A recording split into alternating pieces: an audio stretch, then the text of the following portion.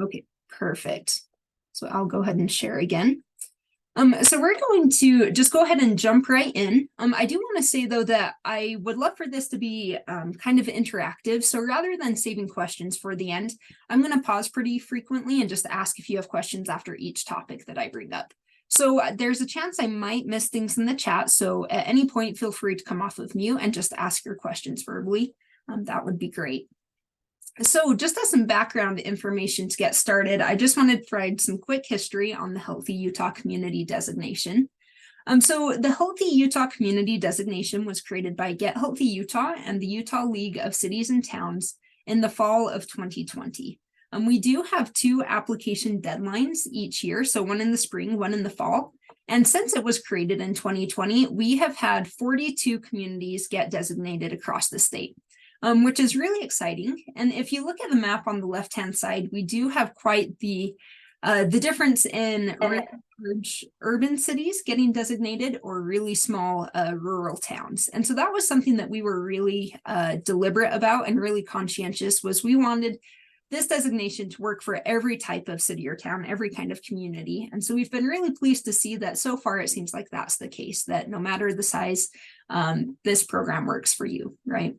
As you all probably know, if you're here on the webinar, the designation lasts for 3 years, meaning at the end of a 3-year period, your community will need to reapply to keep that designation valid and current. And so the reason we do that is because we don't necessarily want the designation to just be hitting a checkbox, right? So you get designated and then you put the award in a closet, it gathers dust, and you never think about community health again, right?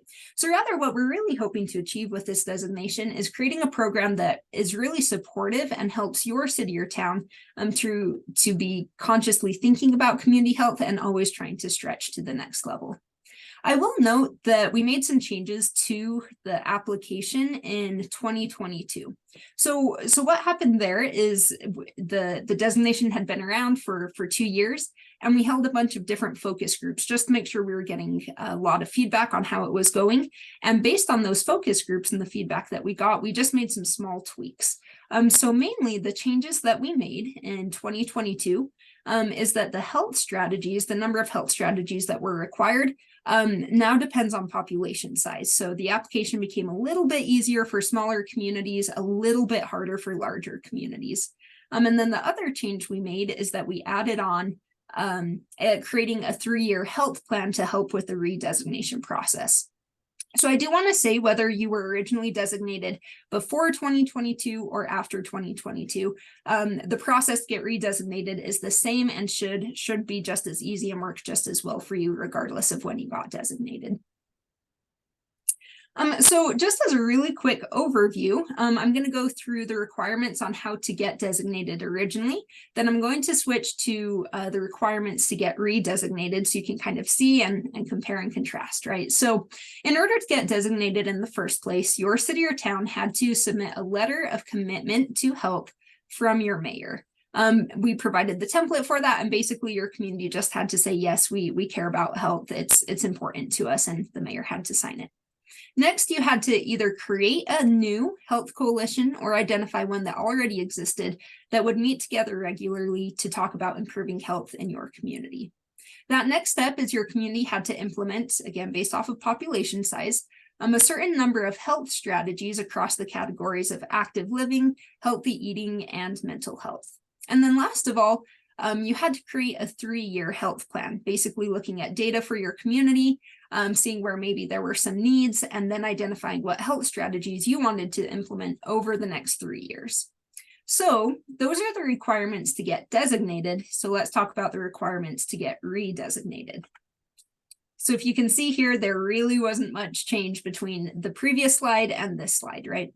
So in order to get redesignated a Healthy Utah Community, you basically just have to go through the 4 same steps again. And there's just a few small tweaks to each of them that just make sense for the redesignation process, right? So you still have to submit a letter of commitment from the mayor. We do this because we know that sometimes you might have a change in mayor since when you're first designated to when you're getting redesignated, and we want to make sure that they are still committed to community health. Or if you still have the same mayor, we just want to make sure that they're still on board with the process. We just ask that your health coalition that you created or identified to originally get designated, our hope is that that coalition still exists and is continuing to meet. And then for health strategies, what we want you to do is just identify what you've done over the past 3 years to improve health. And then last of all, be able to update and submit a new 3-year health plan saying, hey, here are the strategies we want to do for the next 3 years. So it's really a pretty simple process, and I'm going to go through each of these steps in depth later on. But first of all, I did just want to talk about some of the logistics with getting redesignated. So just as I mentioned, the designation is valid for 3 years. And again, as I mentioned, we have 2 application deadlines each year. So the reapplication or the redesignation deadlines align with the same original designation. So basically, whether you're getting designated or redesignated, the application deadlines are the same. So in the spring, the application deadline is March 1st, and that's to be recognized at the Utah League of Cities and Towns conference that takes place in St. George that spring. The fall application is August 1st to be recognized at the Utah League of Cities and Towns conference that takes place in Salt Lake City in the fall. So let's say, hypothetically, let's say that your community was designated first in the spring of 2022. That means that you will need to apply for redesignation in the spring of 2025, so 3 years later. And because it would be in the spring, that application deadline would be March 1st. So you would need to complete the reapplication or the redesignation application and send it to Get Healthy Utah by March 1st of 2025. Now, let's say that you can't quite remember when your community got designated, right? Well, no worries, that is totally fine. What you can do at any time is you can come to gethealthyutah.org, come to the drop-down menu, Healthy Utah Community, and click on Designated Communities. So let's say, for instance, you're with Annabella. All you have to do is click on your city, and then it's going to tell you when you were designated right here. So if you need a reminder at any point, just feel free to come and visit our website. All right, and so the logistical, like, how is it done, right? So 6 months before your community needs to reapply, we as Get Healthy Utah staff will proactively reach out to you. So we will send you an email 6 months before, just reminding you, hey, you're up for redesignation. In that email, we will attach a copy of your original application for you to review. And then also what we will do is attach a fillable application for redesignation. So I'll show you really quickly what this looks like. What it is we went ahead and created a Word document or a Google Docs so that you can come and work on it and save your progress and come back to it, so it can be an ongoing process. But basically, it's a simple application that just walks through the 4 different steps I mentioned: submitting a letter of commitment, organizing your health coalition, implementing health strategies, and then developing that community health plan. So once you have that fillable application filled out and ready to go, you are welcome to send it back to us to gethealthyutah.org at any point in that 6-month period, right, leading up to the deadline. So either you can respond to the original reminder email that we sent to you, or you can just send it to our generic email, info@gethealthyutah.org. It really doesn't matter too much, just as long as we get your application. And I will say, though, that we at Get Healthy Utah, we're a little bit of the gatekeepers with a fillable application, in the sense that we will send that to you just because we try to keep communities on track, right? We don't necessarily want a community filling out the application too far in advance, like 1 year before, because then it's not quite accurate as to what you've been doing over the past 3 years. So we will send you the fillable application when it's time. But at any point, you are welcome to go to our website, and we do have a checklist that you are welcome to view that will walk through all of those steps in a really visual way. So you just come to Healthy Utah Community, click on Apply for the Designation.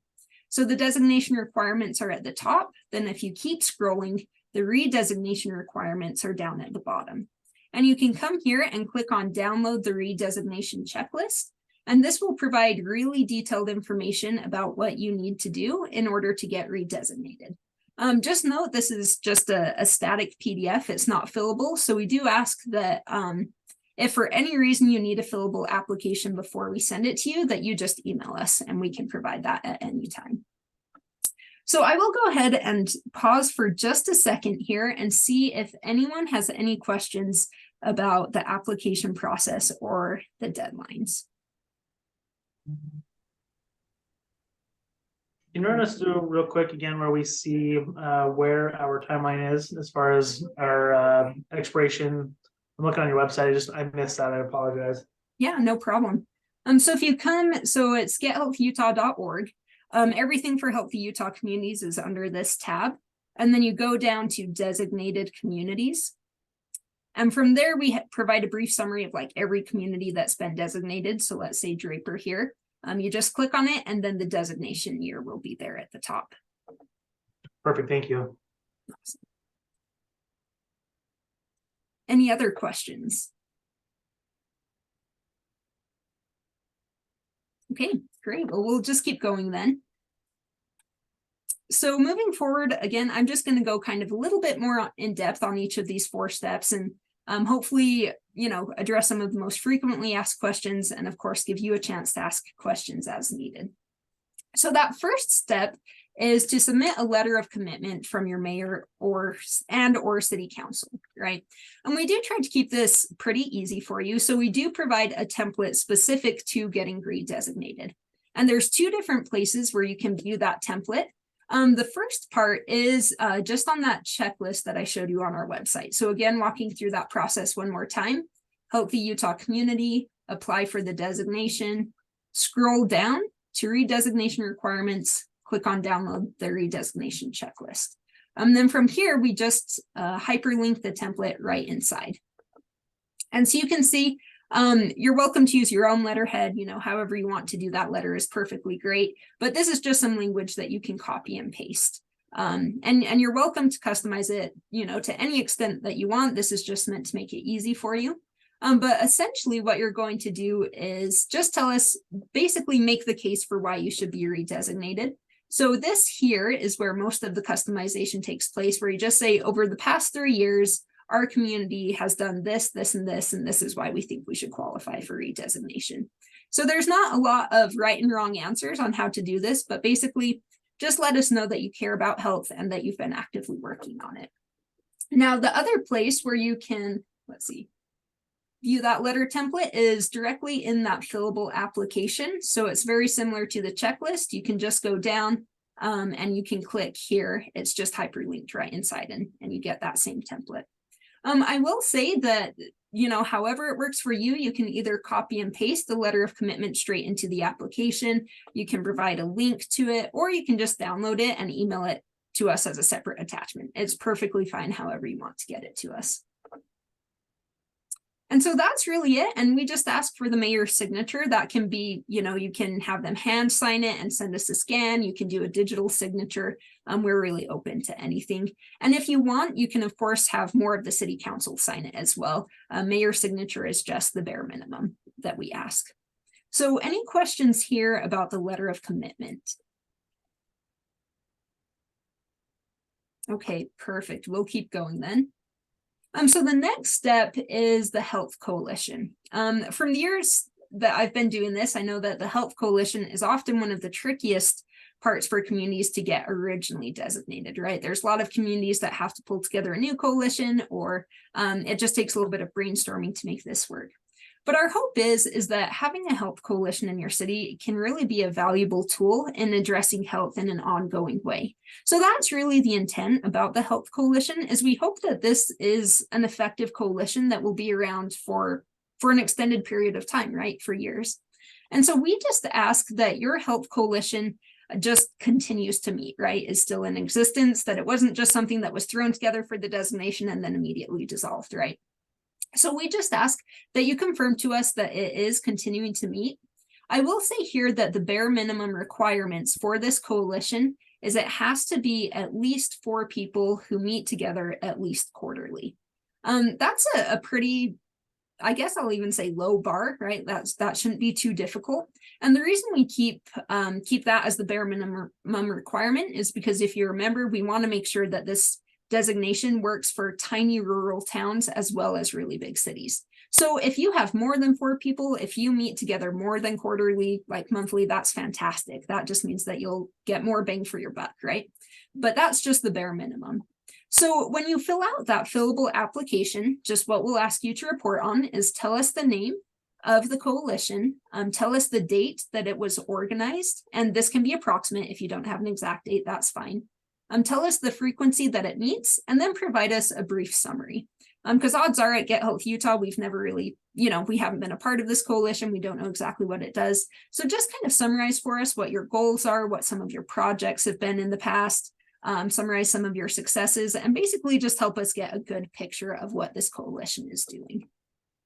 And so that should be pretty simple, but any questions here about the coalition? Okay, great. And I will say, what we anticipate is that probably you'll apply just with the same health coalition that you did for the original redesignation. However, if you've created a new coalition, a health coalition that's perhaps stronger or better, you are welcome to apply with a different one. We just anticipate that likely it's going to be the same coalition. Sorry, I just have a quick question. Yeah, of course. I'm newer with our community, and I'm not sure if they've maintained a quarterly meeting or not. I can check into that. But if, let's say that they haven't continued meeting for redesignation, do we need to establish a meeting schedule before we can reapply? Or do we just say, look, we're going to make a renewed effort to meet? Where does that line get drawn? Yeah, for sure. Great question. So we're open to it being like recreated, right? If it hasn't been met, meeting for the full 3 years, that doesn't disqualify you for redesignation. Where the line is and what we would ask, and this is similar to when you first get designated too, we just want to make sure that that coalition is finalized by the time you reapply. So that means all of the members who are going to be on it have been reached out to, and you've at least had your first meeting, right? And ideally a little bit more. So basically that's where the line is in that summary, that's a place where you can say, hey, this got dissolved soon after, but we reorganized it. And so basically the membership is more or less finalized. Of course, you can always add to it. That's perfectly fine. But it's there. You've put thought into it, and you've had your first meeting. Okay, perfect. Thank you for clarifying. Yeah, of course. Great question. Any other questions? Okay, great. So this next part is health strategies. And so it's basically reporting back on what your city or town has done over the past 3 years to improve community health. So if you were originally designated, like in 2022, after we made those slight tweaks to the application, we added on that 3-year health plan, then this is going to be just super simple, right? So like I said, when we email you 6 months beforehand, we'll include a copy of your old application. You can look through it and be reminded, oh yeah, in our community health plan, we said we were going to work on creating a community garden and connecting this trail, right? So what you would do is basically those strategies you would just report back on and say, hey, here's the progress that we've made, or it's completely finished. Basically just verify that you worked on those things. If you were designated though before we added on that health plan to the application process, that's perfectly fine. All you'll have to do is just say, hey, these are the things that we've worked on as a community over the past 3 years, even though it wasn't like originally planned in the application, if that makes sense. So basically just tell us what you've done in the past 3 years. And then the number of strategies that you need to report back on depends on your population size. So if you're a small community with a population under 10,000, you just need to report back on 1 strategy that you've done over the past 3 years. If you're a medium-sized community, 2 strategies. If you're large, then 3 strategies. And one thing that's a little bit different with the redesignation is that those strategies can come from any category that you want them to. So we have those 3 categories: physical activity, access to healthy food, mental health. So if you are a medium community, both of your strategies could come from mental health, or you could have 1 physical activity, 1 access to healthy food. It's totally open. The reason that we do that is because in your health plan, what we ask you to do is look at data, health data for your community, and identify the needs. So what we hope is that maybe you could say, hey, in our community, we really struggle with mental health in our youth. So that's why we focused on a mental health strategy or did 2 strategies on mental health, right? So you can totally pick, it's just the number of health strategies that matters here. So I'll go ahead and pause there. Any questions on this? Okay, great. And I might add that these strategies can either come from our list of recommended strategies, they can come from our menu of services, which lists out health programs for the state, or it can even be one of your own creating, right? So maybe we didn't list down like doing a seed exchange program for your city, but that's what you did. We'll totally be happy to count that for healthy food. So really the world is your oyster here with the health strategies you want to do. And then the last part is we just ask you to update your 3-year health plan. So again, we ask you to look at some health data for your community. And we do hyperlink within the application some good resources to do that. You can use the Utah Healthy Places Index, which is just online, the Public Health Indicator-Based Information System, or IBIS, which is data from the Department of Health for the state, or the USU Wellbeing Survey, which Dr. Courtney Flint up at Utah State will provide a survey for your community around health for either free or a really low cost. And so we have information about that on our website. In case you want to do a more personalized approach, she can help you with that. And so basically you just look at some data sources, you answer a few essay questions to help you think critically about what you're seeing. We just ask questions like, what are some of the health needs that you're seeing, which demographic groups might be most vulnerable, like youth or seniors or a specific ethnic group in your community. And then based off of that data, we just ask you to choose, again, 1, 2, or 3 strategies that you want to work on for the next 3 years. So again, if mental health among youth is really bad, maybe you're going to choose to do a mental health campaign for youth in your community. And so it's really actually a pretty simple plan. It's just meant to provide some scaffolding to help you as you think through the process. So any questions here about the 3-year health plan? All right, great. So if you do those 4 steps and you fill out that fillable application with all of that information, happy day, you can celebrate, you get redesignated. You can have a piñata party in the city offices, however you choose to celebrate. That's really what's required to get redesignated. So for the last couple minutes here, I did just want to highlight really quickly some resources that can help you with this process. So the first one is, of course, our website. We have a lot of great things on our website. For instance, we have a redesignation tutorial video. So for instance, if you have someone in staff who maybe wasn't able to make this webinar, we have a little link that you could send to them, right, to fill them in on the process. We have resources for implementing those health strategies and all of our old recorded webinars there. So I'll just walk you through really quickly how to find each of those things. So again, Healthy Utah Community, apply for the redesignation. If you scroll down to redesignation requirements, this is our really quick, simple 6-minute tutorial video that will cover the basics that, again, you're welcome to point people towards. Also, if you come here and go down to health resources, this is where you can access some of our old webinar recordings. So if you need help building a health coalition, we have a webinar about that. If you need help looking at the data, we have a webinar about that. Or if you're going to implement a strategy, a mental health strategy, you can come here. And let's say you're doing a community campaign to destigmatize mental illness. We just have a bunch of resources that you can click on, like SAMHSA's planning guide here that you're welcome to go through and should provide a lot of different support.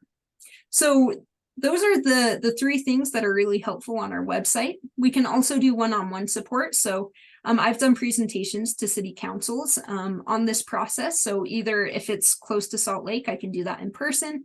If it's kind of farther off, I can do it virtually. You are always welcome to email me with questions or call me, or we can schedule little meetings to walk through any questions that you might have. I'm very happy to be as much of a support as I can throughout the application process. And then last of all is our local health departments across the state can be really, really great resources for getting designated and redesignated. So within that fillable application and checklist that I've shown you where those are, We do have hyperlinked a contact list, so you can look up what county you're in, what your local health department is, and then these are the contacts at each local health department that we've trained on the designation, and they are all very happy to help with it. So for instance, I think she's even on this call, but Liz Elsmore at the Weber Morgan Health Department met with Hupper as they were getting designated, and they needed some help with the healthy food strategy. So the local health department was able to help them create and provide resources to do a healthy food campaign. So your local health department can help with coalitions, they can help with strategies. If you need help, definitely feel free to reach out to them. And then last of all, once you qualify for redesignation, you will be recognized at the Utah League of Cities and Towns Conference. So unfortunately, we don't have the bandwidth to do like interviews with your community, show, do a really in-depth feature on our awards video like we typically do. That's just for communities getting designated for the first time. But we will absolutely do a shout out for you. We will get you a new updated glass award. And we'll get you a certificate that you can frame, some swag like lapel pins, stickers, a picture opportunity, and a promotional toolkit to really announce this widely in your community. And just to say, if you ever need some extra swag, you are very welcome to reach out to Get Health Utah. We've had communities who wanted extra stickers to hand out at a city event or things like that. We're totally happy to work with you on that. And that's really it. I realize we are kind of up on time, but I did want to provide a minute to see if anyone had any final questions.